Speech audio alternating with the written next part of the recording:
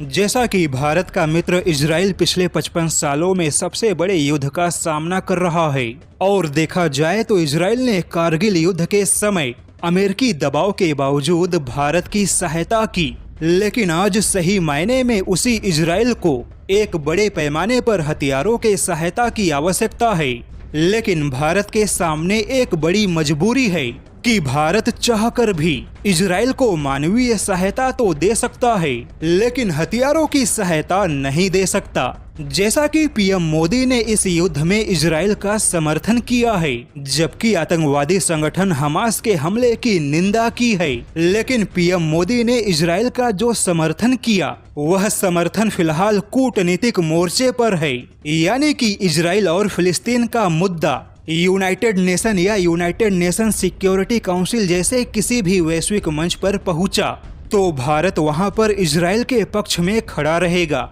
लेकिन भारत किसी भी हाल में इजराइल को हथियारों की सहायता नहीं देगा, क्योंकि यह भारत की पॉलिसी है कि वह युद्ध के समय किसी भी पक्ष को हथियार नहीं देगा। हालांकि भारत ने अपने विदेश नीति में बहुत कुछ बदल दिया, जैसे कि आर्मेनिया को हथियारों की सप्लाई देना। यह भारत के हथियारों की बदलती विदेश नीति की झलक है। तो ऐसे में हो सकता है कि भारत युद्ध के समय किसी देश को हथियार न देने के अपने पॉलिसी को भी बदल दे, लेकिन फिर भी भारत अरब देशों के साथ अपने हितों को देखते हुए इजराइल को सीधे सीधे हथियारों की सहायता नहीं देगा। लेकिन जैसा कि पर्दे के पीछे कुछ भी संभव है, जैसे कि भारत के हथियार या गोला बारूद को किसी ऐसे यूरोपियन देशों द्वारा खरीदा जा सकता है जो युद्ध में शामिल नहीं है, और फिर उस हथियार को इजराइल पहुंचाया जा सकता है। अब ऐसे में देखा जाए तो फिलहाल भारत कूटनीतिक मोर्चे पर ही